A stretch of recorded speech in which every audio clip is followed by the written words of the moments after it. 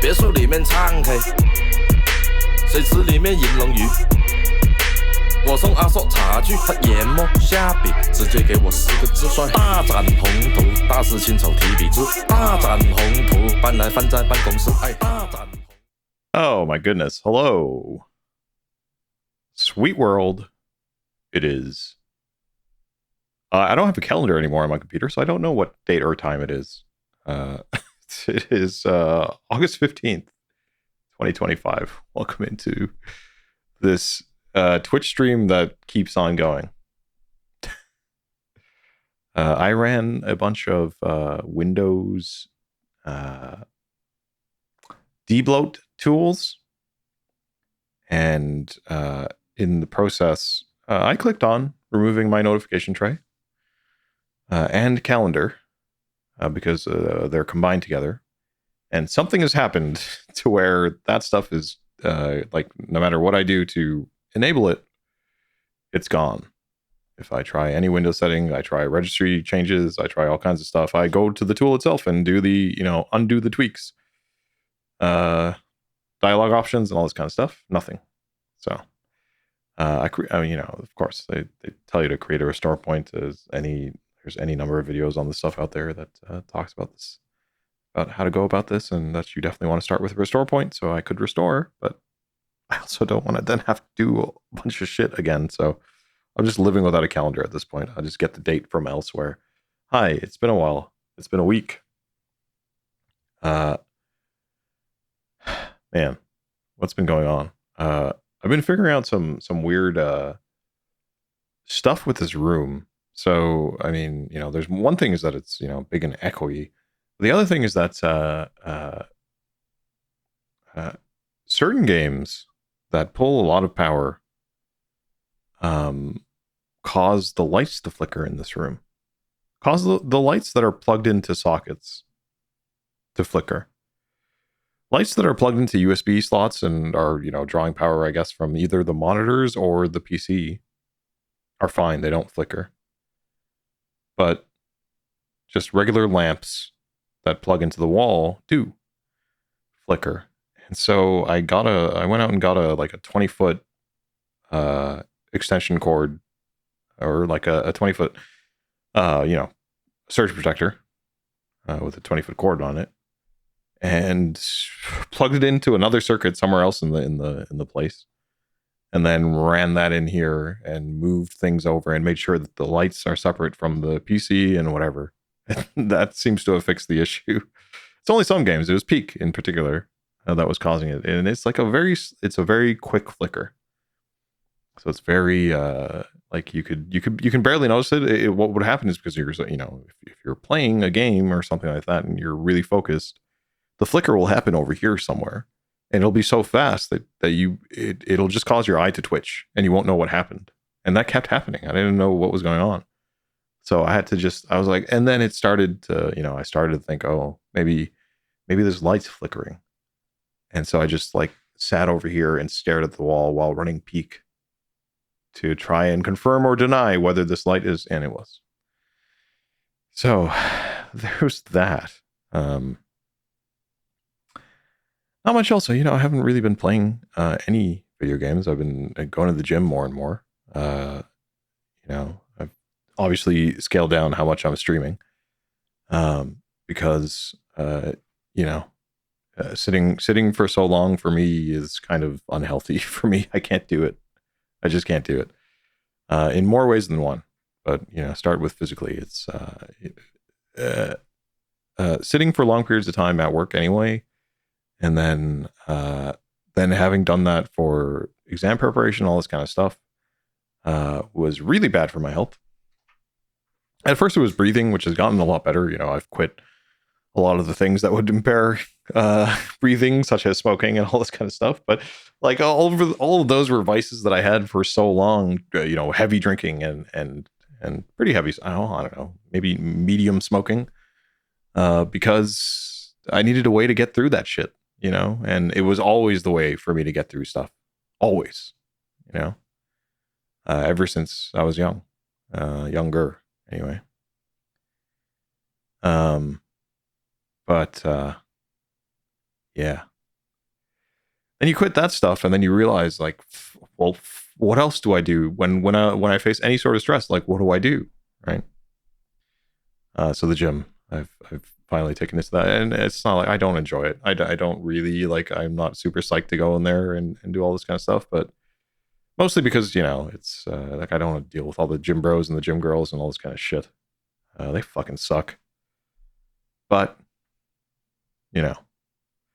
I just plug in my headphones. I watch Midnight Sumo, or I'll listen to a podcast, and throw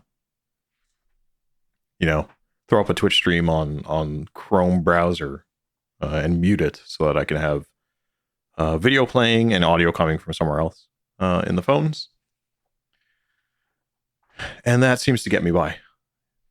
So anyway, we'll see how long I can maintain that.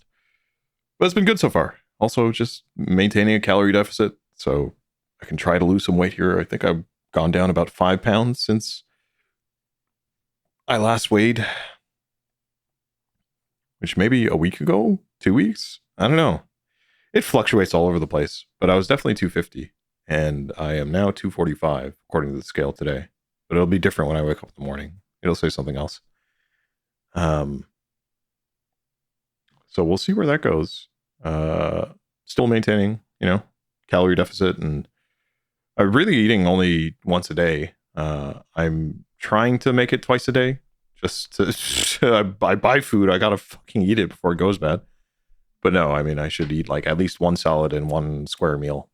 Doing like a little bit of the intermittent fasting thing, right? So I might eat once a day, but I'll eat a lot at that one point in time. I think I ate like 2 servings last night. I didn't eat anything all day. But yeah, video games. Not much, because World of Warcraft came. Man, like this is a new patch, and I've been certainly enjoying seeing some of that stuff, and playing through some of that stuff. But I don't know. I have to fully form an opinion on this, but it feels like that game doesn't really respect my time. That's what it feels like. I'm thankful that at least there are like multiple ways to maintain a character and gear up a character and all this kind of stuff, and you can choose one or the other. But I find the idea of like choosing to do everything and accomplish everything in that thing is just so endless. It's just a nightmare, and I definitely don't want to do it. But anyway, so that's kind of taking up some time. Like I don't know. I'm gonna have to hop on there at some point here and do the checklist of things that you have to do so that you can make sure that you progress into the next week. Yeah. Playing a priest on that, a disciplined priest, healing for the first time ever. I have no idea what the hell I'm doing with healing. It's I was trying out that 1-button macro that they have. It's not even a macro. It's just there. I guess there used to be 1-button macros depending on what class you were. A hunter comes to mind, but they have kind of brought that in house. And with this one button that you can press, it's a DPS or damage button that you can press. So just press that one button, and maybe it's not optimal, but you'll be fine. It'll be better than not knowing what to do and doing nothing. And so that's been fun to have, especially if I wanted to do anything in the last or previous patches where that button wasn't there, or I didn't consider it, or I didn't really know about it. Like maybe I saw it and I was like, whatever. I don't know, what use is that to me? You know, I would just kind of run around as a healer, trying to do all of the things that they want you to do in this game that are obviously orientated towards damage classes, and, you know, to a lesser extent, tank classes that can just kind of pull a bunch of things together and be efficient in that way. But yeah, I was doing it as a healer. It's very inefficient. You know, a lot of things are built around the idea that you're going to do a lot of damage really fast, and that's not what a healer is going to do. So that one button has been nice to switch over to the one damage spec that the priest has. So that's been really good. It helps you kind of just keep smashing that button, see your own cast bars, and see what it wants to put in what order, and then it helps you figure out what the priority is and what are all the different spells and all this kind of stuff. And that's a little bit more fun than having to just pop open a guide and go look at Wowhead and see what they say in terms of the priority. And don't get me wrong, I do that because I'm in a raid team. Doing that ultimately comes down to a choice of like, well, do I want to have the fun of learning it myself and do it myself? Or like, I'm balancing that with, well, it's a raid team and people want to do well as fast as possible. And so, you know, you kind of take it on yourself to say, well, maybe I should just read this thing because it's going to tell me what I need to know and how to do it. And then it's going to take me time to practice that anyway. And I guess that's kind of the decisions that we make when we're doing that stuff. But having that button in the game has made it a lot easier to do that learning intrinsically inside of the game. And I think wherever you can do that, that's fun and should be pursued. That's a good thing. I wish that there was a one button for healing in the same way. I understand that healing is not, you know, sometimes I get really like careless and treat healing as like, oh, I'm just going to try to maximize healing per second and like, you know, whatever. And so you kind of treat it like damaging your teammates' health bars up. But that's bad for, I guess, mana, which I'm terrible at managing mana. I just can't do it. I run out of mana so fast. I change around my spec to like completely off meta to just pick up whatever few talents are there that allow me to regenerate mana because I need it, because I spend way too much and I don't know how not to do that. So yeah, that's been tough. It's funny though. Fuck me. Anyway. Yeah, so that's World of Warcraft, I guess. I played Earth Defense Force 6 over the last weekend with my brother. That was a lot of fun. I got to play more of that game, maybe with one streaming Falcon at some point. I just love the voice acting in that game. It's so funny. It's so like I don't know. It's like it feels like they intentionally went for like this kind of dumb kind of tone with it. But I love it. And otherwise, I mean, the story beats are just hilarious. You know, you see massive toads that are that you think are aliens, but the game, or like the people in the game, want to call them monsters at times. And other times they want to say, oh, they're humanoids. They look like humans. What? They're massive toads the size of a building. What are you talking about? I wonder if there's like a lot of stuff that's lost in translation there. Yeah. Anyway, that's enough yapping for that. Let's move into the news.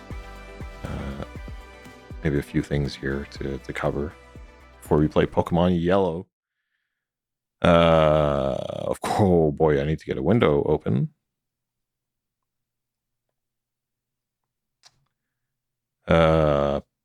I think it's this one. Nope, that is not the one.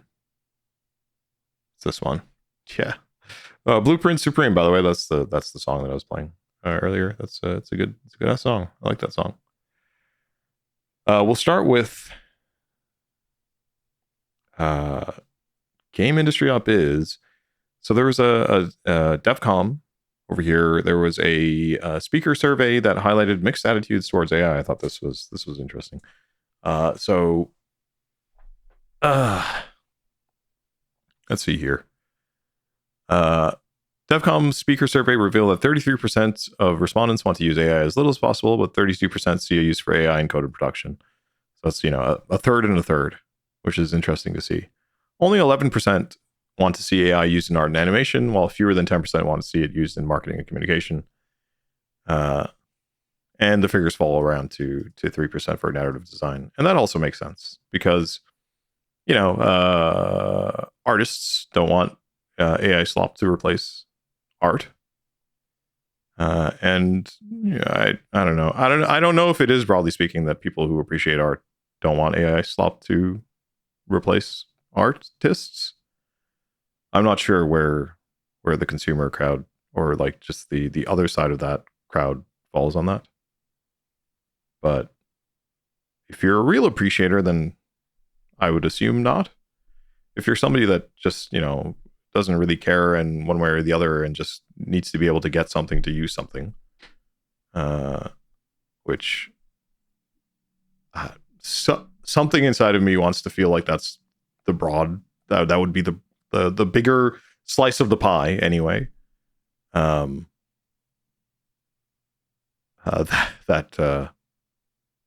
they wouldn't care if something AI was pushed out of some machine that they could actually use. But therein lies the issue, is that those things can be quite nightmarish.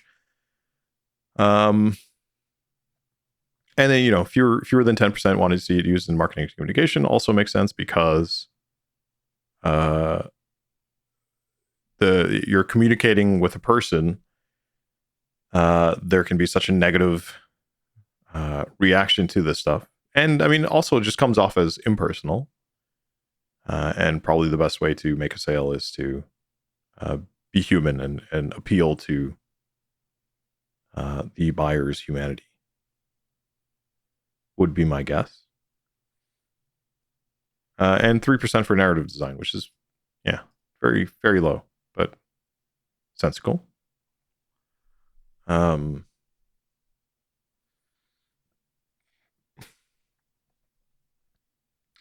When asked about the biggest challenge currently facing the games industry, the majority of respondents cited economic and political uncertainty. I find it interesting that they put political in there as well, but okay, fine. US, I guess.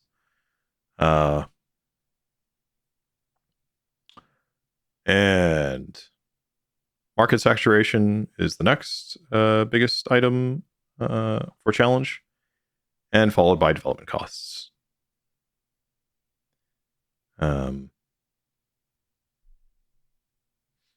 Majority prefer to buy their games digitally. 22% said they would buy physical only for collector editions.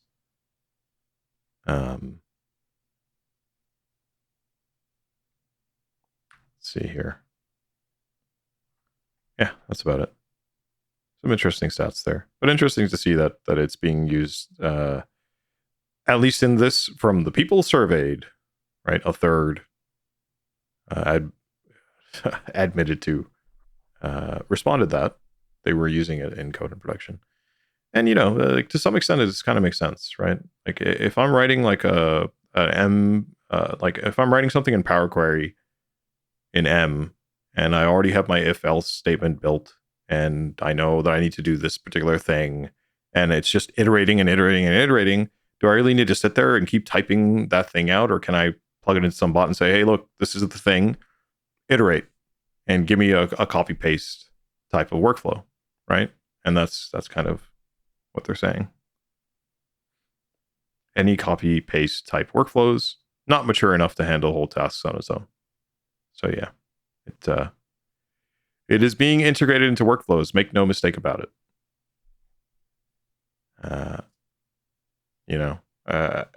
also think you will often see a lot of these articles come after the side of saying like, oh, well, why wouldn't you just hire a computer programmer and all this kind of stuff? It's like, well, a lot of these organizations are saddled with people that are not programmers or that don't have all these kind of skills, but they do have people that have a certain amount of skills and that get put together a certain way, and these tools serve to augment that existing labor complement, which then probably has some increasing effect on output, which then probably leads to some of that labor getting sacked.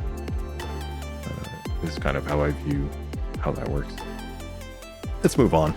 How to explain a bad game launch, or at least how Remedy CEO just explained FBC Firebreak's rough start. So FPC Firebreak, this is that first-person shooter based in the Control universe. I had tried this a little bit on one of these streams here, and my experience was pretty much what they're seeing here and what they talk about here. So this is a good slide. They had such negative reviews early on, and especially in the early hours of gameplay. And those same, or not the same players, but players who stuck around for day 2 onwards had much more positive reviews. But by then, the damage had already been done. And so this is kind of what the CEO was communicating. I think, one of the things immediately that comes to mind. So I think this weekend we're going to have another one of these Battlefield 6 betas, which I may or may not play. I don't know. I thought about it. I was like, I don't know if I'm that interested in Battlefield to do it. But on the topic of betas and open betas, like this seems like this is something that Remedy might have wanted to do with this stuff. Because what it sounds like they've done is that they had done a lot of extensive testing to get a lot of, it sounds like focus testing, but, anyway, whatever it is, testing with a bunch of users and players to go into details. And from that, though, it didn't necessarily come out that the early experience was poor.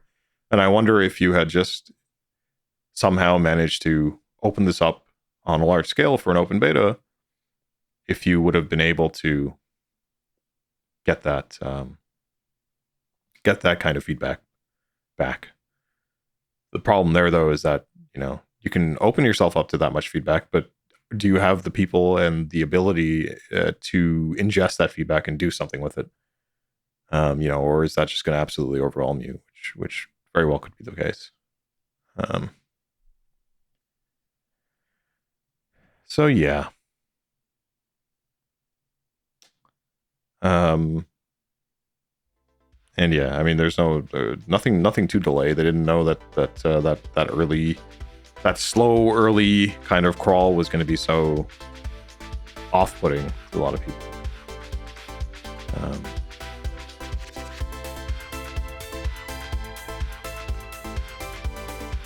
So that's about it here, I think. Yeah, that's all I really want to cover there.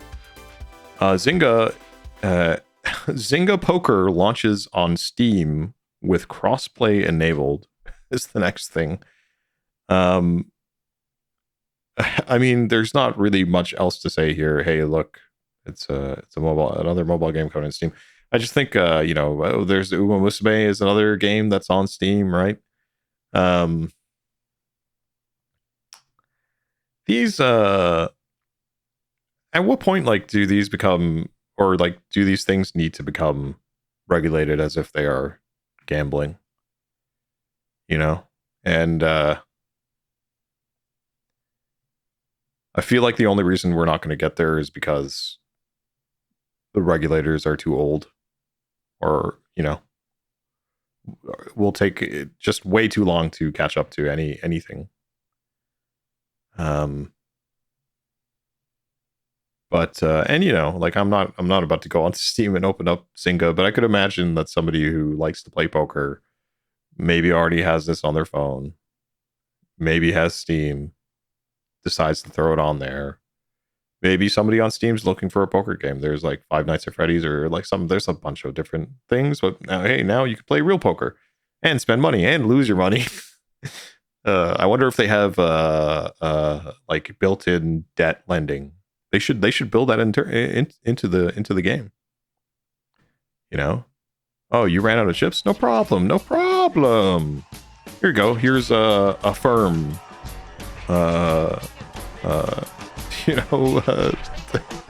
No credit check lending. We'll give you this full amount now, and you can pay us back on a payment plan. That's what this makes me think of. So that's, I don't know, pretty gross. A more light thing is that there's going to be a Vampire Survivors board game. So that's cool. Or my brother likes board games. Vampire Survivors is coming to a tabletop near you. That's right. We're getting a board. Oh, oops. I don't want to go to X. We're getting a board game because playing Vampire Survivors on several digital platforms isn't enough. Oh, it's getting a Kickstarter? Really? Do they need a Kickstarter? I don't know how financially intensive of an endeavor a board game is, but it seems like with such critical success that, or such success that anyway, overall, that Vampire Survivors has had, it sounds surprising to me that they would even need to do a Kickstarter. Is that not something that they could just fund by themselves? I don't know, man. I don't like that. I don't like that shit. You know, I think the only saving grace here is that you would expect this to be something that actually gets completed regardless. That you could be pretty confident in saying, "Oh, hey, if I back this thing, I will actually get what's coming to me." Free deck box that future pledgers can sign up for and receive when the game is fully made. Sign up for email updates. Oh, join their partnership program for $1. Okay, never mind. Fine. The loan buck is credited to you and the pledge manager after the Kickstarter campaign and is applied towards the cost of shipping your rewards. Okay. All right, fine.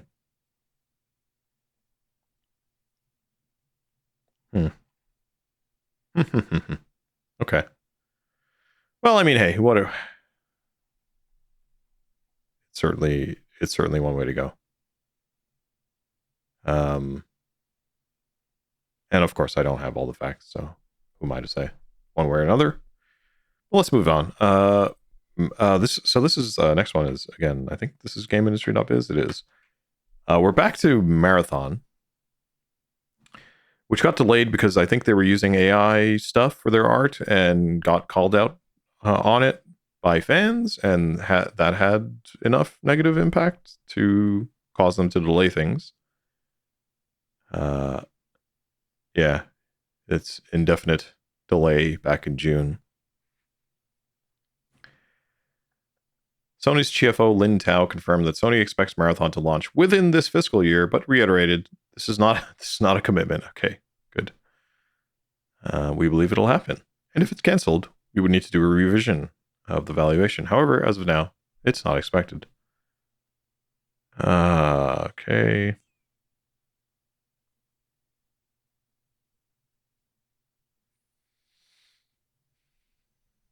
Bungie is becoming less independent as being kind of brought more in line under PlayStation Studios.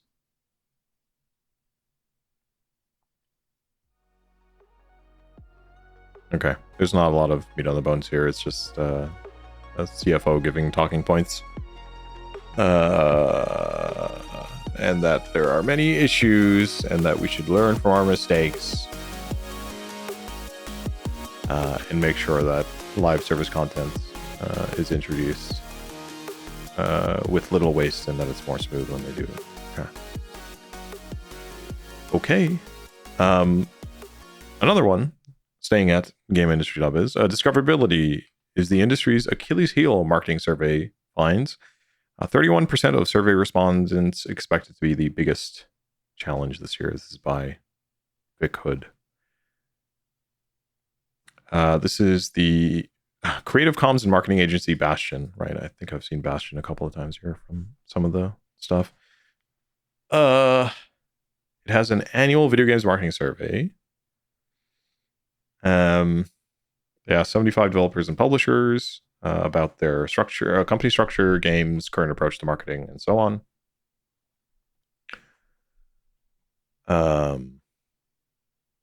63.9% found to have more than a decade of publishing experience, but the same percentage only have marketing teams of 1 to 5 people. There's a powerhouse of talent that is stretched razor thin. So marketing is remaining unchanged over time. And companies are still undecided on whether they'll be hiring, which, I mean, yeah, I would guess 40% outright saying no. Yeah. Oh boy. That's depressing. That is very depressing.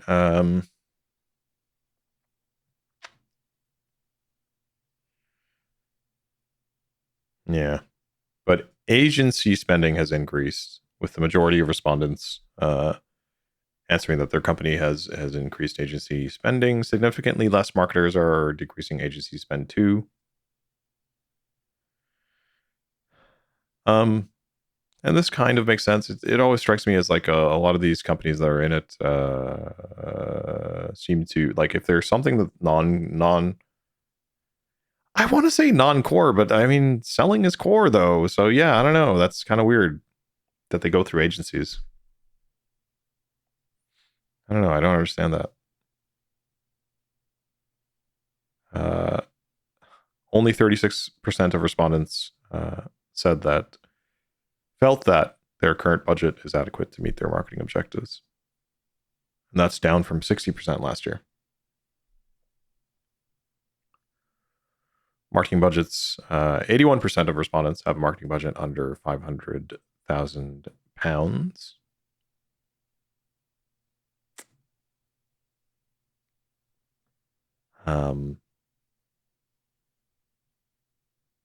Okay. 13.5% of respondents, or your big respondents, had a budget over £1 million for marketing, I suppose. And we see the biggest challenges: discoverability, market saturation, competition, lack of resources due to layoffs.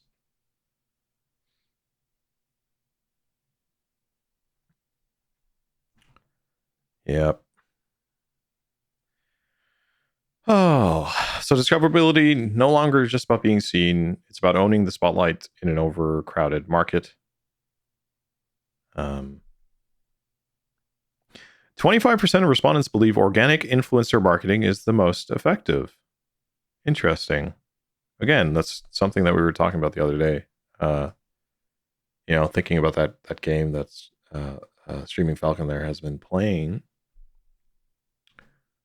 which is, which I would categorize into organic influencer marketing. Those kind of paid promotions, targeted paid promotions. Like not just like your Raid Shadow Legends. I think that's a different one, because I think that's like more like widespread. It's not really targeted in that kind of sense. Games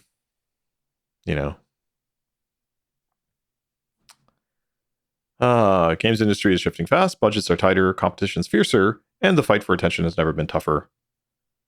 Okay. Anyway, yes. Authenticity wins. With teams under pressure, marketers are turning to trusted agency partners to deliver bold, performance-driven creative at scale. Okay. Okay. I mean,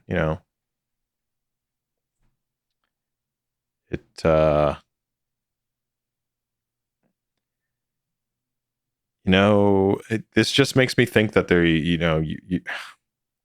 to deal with pressure, and in an effort to control salary cost, which is typically a fixed cost, they're using agency costs partners instead, which are variable.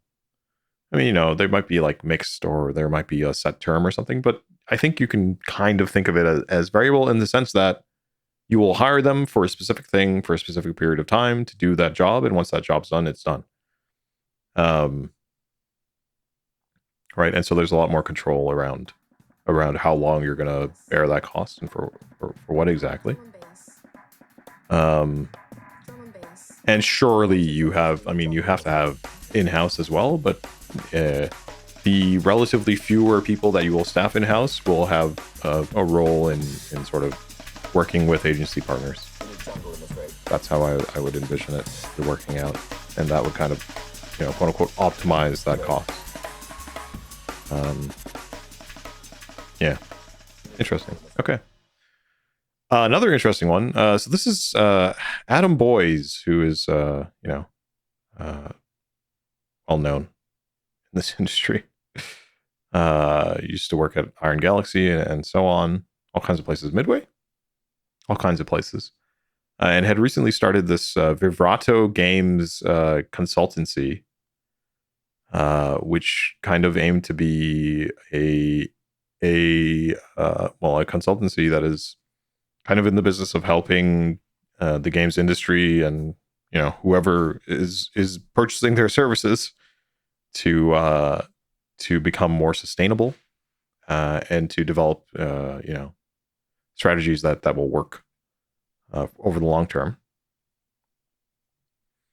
So that's Vivrato, a video game consultancy designed by industry veteran Adam Boyes to help publishers and studios navigate the business of making games with operator-centric methodologies. Huh?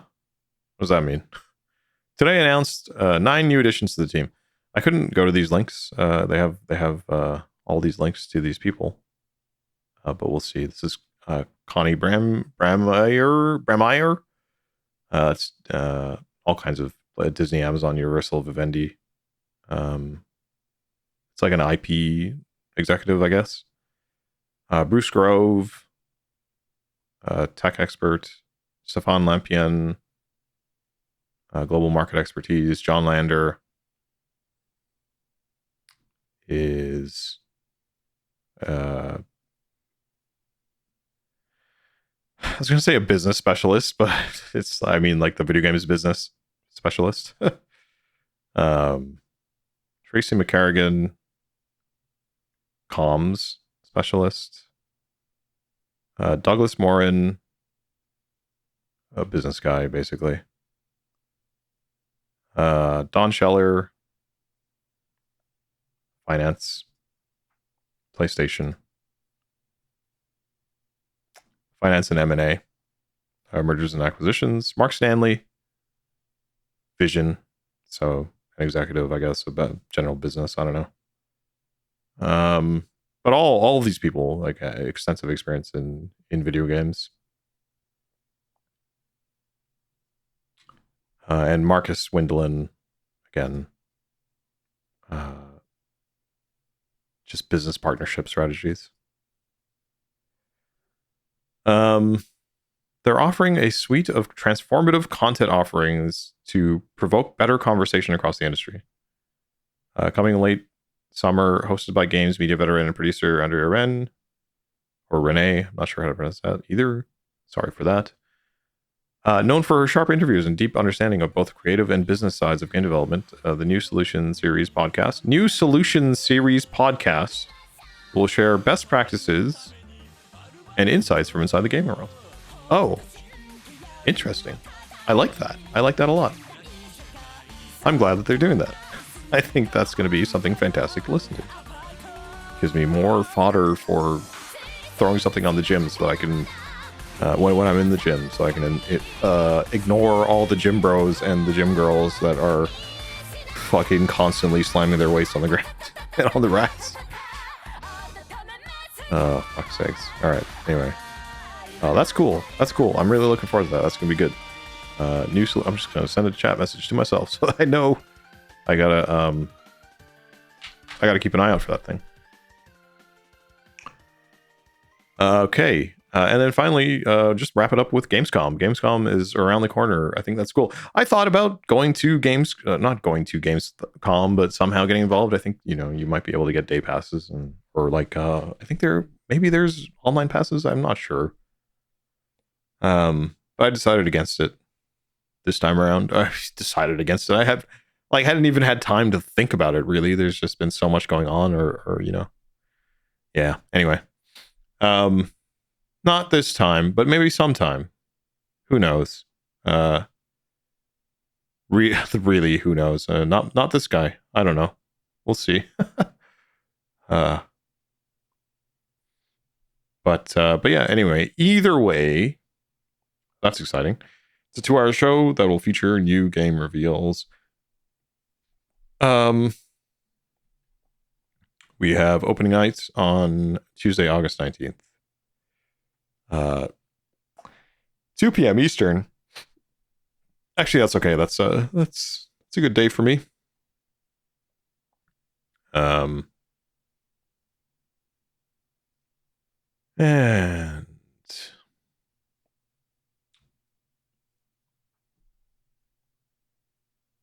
seems to be it. Let's see. What do we know so far? Black Ops 7 will be getting a proper reveal. Resident Evil Requiem has been promised. Oh, World of Warcraft Midnight is coming. Oh, interesting. Okay. Oh boy. I'm committed. If there's one thing I'm committed to, it's playing World of Warcraft with my friends. So that's okay. You know what? That's okay. As long as I can also take care of myself outside of that, then that's okay. Oh man.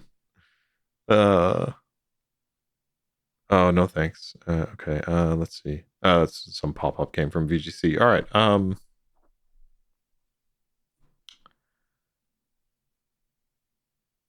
Okay. Okay. Apparently, it's going to be an impressive show with 5,000 people in house. Okay. No, that's cool. All right, and that's going to do it for the news. So hey, thanks for listening. We'll be back again next week, ish. I don't know. Maybe. Probably. And if we are back, then we'll talk about the news. See you then. Bye-bye.